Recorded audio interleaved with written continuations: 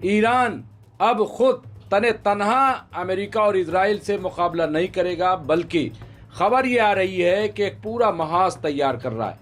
अब Iran America और Israel को जवाब देने के लिए एक नया प्लान तैयार किया है। जो ईरान की औरतें हैं, अगर आप देखें तो वो अब बाकायदा मैदान में आ गई हैं। उनके हाथ में बंदूकें आप देख सकते हैं।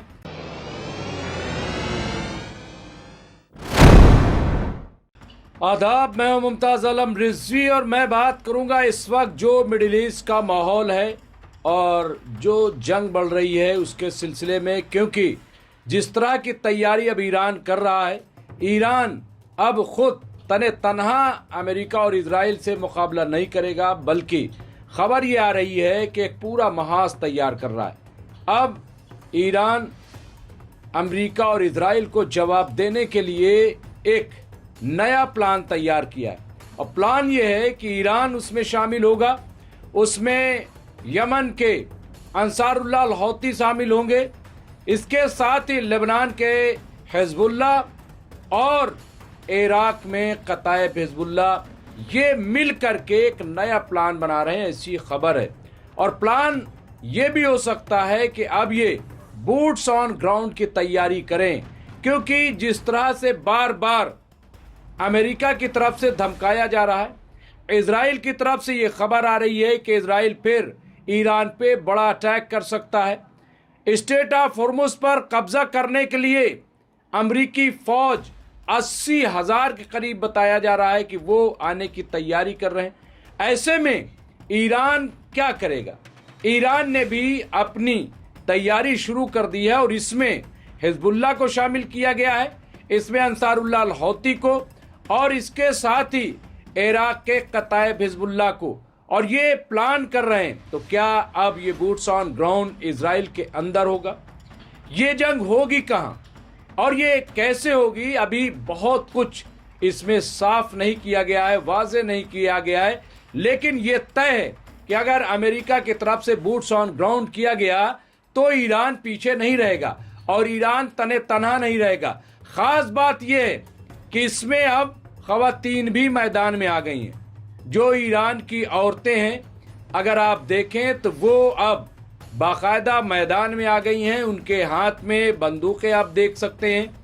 और दिलचस्प बात यह है कि ईरान के पास पहले ही से 10 लाख की फौज मौजूद है।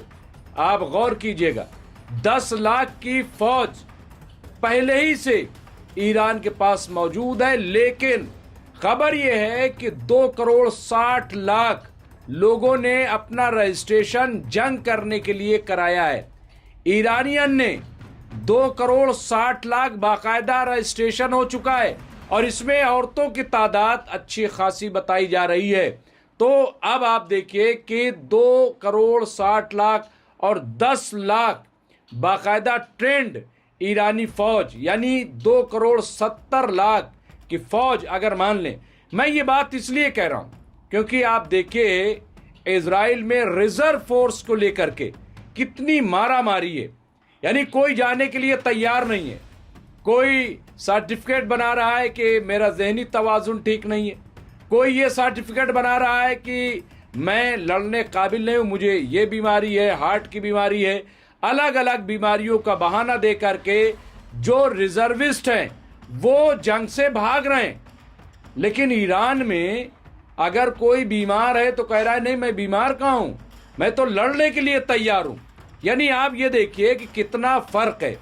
अब ऐसे में आप सोचिए कि अगर 40,000, 50,000, 80,000, 1 लाख भी अगर हम मान लें कि अमेरिकी फौज आकर के बूट्स ऑन ग्राउंड करेगी, तो क्या वो इतनी बड़ी ईरानी तादाद से कामयाब हो जाएगी? एयर स्ट्राइक पे मत जाइएगा। हालांकि अब अमेरिका में इतनी ताकत नहीं है कि वो ईरान पे खुल्लम खुल्ला एयर स्ट्राइक करे। उसकी वजह क्या है? उसकी वजह यह है कि अब ईरान के पास एयर डिफेंस सिस्टम मौजूद है और जिस तरह से F-35 को मार गिराया, F-15, F-16 और इनके महंगे ड्रोन्स को अब अमेरिका हिम्मत नहीं करेगा। इजराइल की बात जहां तक है तो इजराइल देखिए, इजराइल के पास खुद अब एयर डिफेंस सिस्टम नहीं बचे हैं और इजराइल के अंदर जितनी बड़ी तबाही हुई है। कल तिल अवीव के एक शहर के मेयर ने जो बयान दिया है वो काबिल तवज्जो है। मेयर ने कहा कि हजारों घर ईरानी हमले में तबाह हो गए हैं और ऐसी तबाही है कि वो रहने के काबिल नहीं है। आपको याद होगा जब 12 दिन की जंग 2025 जून 2025 में हुई थी तो उस वक्त भी बड़ी तादाद में हजारों मकान तबाह हुए थे तिल अवीव में, जिनकी मरम्मत आज तक नहीं हो पाई, जिनकी तामीर आज तक नहीं हो पाई।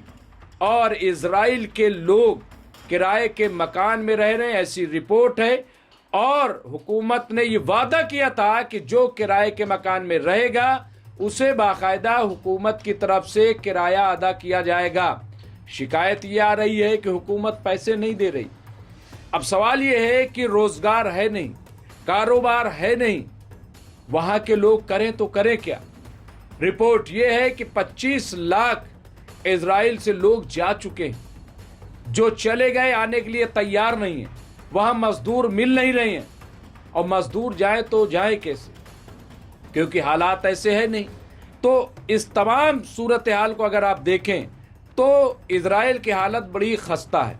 दूसरी तरफ अब ईरान का अगर रुख करें, ईरान में अब तक रिपोर्ट यह है कि 3,468 ईरानी अब तक शहीद हो चुके, ये जो जंग शुरू हुई है। लेकिन और 50,000 के करीब मकान वहां पे तबाह हुए, ईरान के अंदर की मैं बात कर रहा हूं।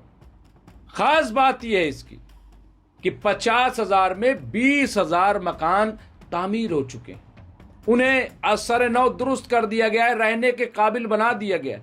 जो ब्रिजेस गिराए गए थे उन्हें दुरुस्त कर लिया गया है। यही नहीं बल्कि लेबनान में भी यही हो रहा है। लेबनान में भी जहां जहां हमले किए गए थे वहां फिर से हिजबुल्लाह और वहां के अवाम वो खड़े हो गए और वहां पे तामीर का काम शुरू कर दिया। अब आप ये देखिए कि जब तामीर का काम शुरू हो गया तो फिर असलहे और हथियार बनाने का काम कैसे रुक सकता है।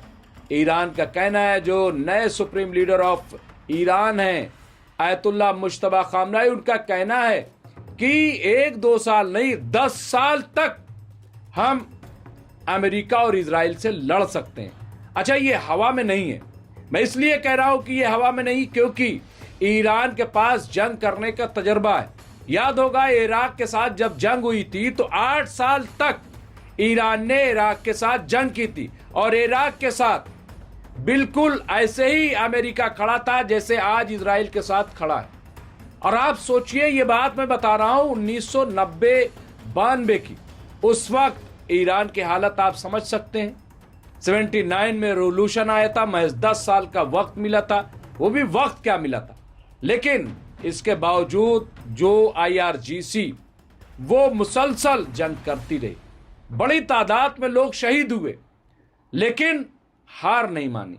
आज आप देखिए कि ईरान के पास मिसाइल टेक्नोलॉजी है, ईरान के पास ड्रोन्स हैं, खुदकश ड्रोन है, जी हां, जिसकी आज नुमाइश भी की है, मशक की है ईरान ने। और ये एक तरीके की धमकी भी है अमेरिका को कि हम कुछ भी करने और जवाब देने के लिए तैयार हैं। तो ये इतनी बड़ी तैयारी आप देखिए यहां पे देखने को मिल रही है। और सबसे दिलचस्प ये है, सबसे ज्यादा इजराइल और अमेरिका के लिए डरावना ये है कि आखिर ईरान का प्लान क्या है। अमेरिका तो कह रहा है boots on ground, boots on ground. ये पिछले 15 दिन से तो मैं सुन रहा हूं, कहीं बताया जा रहा है 5,000 की फौज उतरेगी, कहीं बताया जा रहा है 10,000 की फौज उतरेगी, कहीं कुछ बताया जा रहा है। सवाल यह है कि वो बेड़े कहां चले गए अमेरिका के? अब्राहम लिंकन कहां चला गया? जॉर्ज बुश कहां चला गया? क्या कहीं पता है कहां छिपे हुए हैं, कहां खड़े हैं, क्या कर रहे हैं? कुछ लोग कह रहे हैं मरम्मत कर रहे हैं, कुछ लोग कह रहे हैं कि वो भाग गए हैं, वो ईरानी मिसाइल से बच रहे हैं। लेकिन इसके बावजूद बूट्स ऑन ग्राउंड हो जाएंगे। दिलचस्प बात यह भी है कि जो मिडिल ईस्ट में इनका मिलिट्री बेस था वो भी तकरीबन खत्म सा हो गया। आपको पता है लाखों लाख अमेरिका चले गए, भाग गए यहां से, और उन्हें अमेरिका ने बुलाया नहीं है। कहा क्या था डोनाल्ड ट्रंप ने कि जो जैसे निकल सके निकले, हम पे निर्भर न रहे। यही वजह है कि सऊदी अरब ने कहा तुम अपने आप को तो बचाओ, आप हमें क्या बचाओगे। सऊदी अरब ने कहा कि हम अब अमेरिका पर इन्हिसार नहीं कर सकते, हम अमेरिका पर निर्भर नहीं रह सकते। उसकी वजह यही है। तो कुल मिलाकर के इस वक्त की जो सूरत हाल है वो ये कि ईरान भी जवाब देने के लिए तैयार है। ईरान ने स्ट्रेट ऑफ हुर्मुज़ फिर से बंद कर दिया और उसके लिए ईरान ने अमेरिका को जिम्मेदार ठहराया है। ईरान ने कहा कि अमेरिका ने चूंकि फिर से नाकाबंदी करने की कोशिश की है, इसलिए हमने ये स्ट्रेट ऑफ हुर्मुज़ को अपने कंट्रोल में अब पूरी तरह से फिर ले लिया है। अब हम जैसे चाहेंगे वैसे यहां से जहाज निकल पाएंगे। तो ये सूरत हाल है। बहरहाल जो भी इस सिलसिले में मजीद अपडेट होगी वह हम आपके खिदमत में पेश करते रहेंगे। देखते रहिए एमएमसी न्यूज़ इंडिया। बहुत बहुत शुक्रिया।